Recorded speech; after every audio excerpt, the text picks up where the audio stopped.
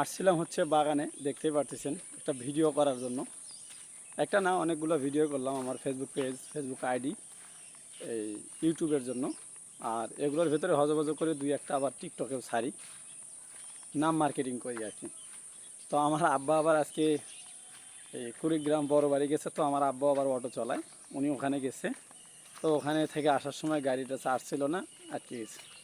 তো আমার আবার ঝামেলা খুব বেশি, অনেক সমস্যা হয়। তো সেই সমস্যার হুট করে কখন কোন সমস্যা হয় না হয় সেটাই মানে শুনলে আর কি চমকে উঠি। তো আমার আম্মু ওই পাশ থেকে, বাগানের ওই পাশ থেকে ডাকতেছিল আমার, জোরে জোরে নাম ধরে চিকিৎসা। আমি ভাবলাম হঠাৎ করে আবার কী সমস্যা হলো না হলো।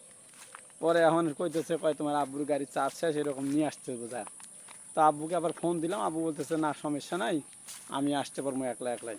পরে এখন আবার নিশ্চিন্ত হয়ে এদিকে আবার আসলাম ভিডিও করার জন্য। আর আমি হচ্ছে সকালবেলা, মূলত আমিও অটো চালাই, তো আপনারা জানেন। আমি হচ্ছে সকালবেলায় নবাবগঞ্জ গেছিলাম, নবাবগঞ্জ থেকে আর একটু ভেতরে ভাদুরিয়ে গেছিলাম। ওই জায়গায় যা যাত্রী রেখে আসছি। সকালে রংপুর গেছিলাম, রংপুর থেকে ওখানে গেছিলাম। মোটামুটি 800-900 টাকা ভাড়া মারছি আর কি, আলহামদুলিল্লাহ। তো কোনো সমস্যা নাই। এখন কথা হচ্ছে, আপনারা তো শুধু গল্প শোনেন, শোনেন বলতে সবাই শোনেন না, 2-4 জন শোনেন, কিন্তু লাইকও করেন না, কমেন্টও করেন না। আর আমার ইউটিউব চ্যানেলটা সাবস্ক্রাইবার তো বাড়েই না। যারা নতুন নতুন ভিউয়ার্স যাদের সামনে যায় তারা তো সাবস্ক্রাইব করেনই না। তো সবার প্রতি একটা অনুরোধ থাকবে, আমার ইউটিউব চ্যানেলটা সাবস্ক্রাইব করবেন, আর আমার ফেসবুক পেজ এবং ফেসবুক আইডির সাথে যুক্ত হয়ে যেতে পারেন।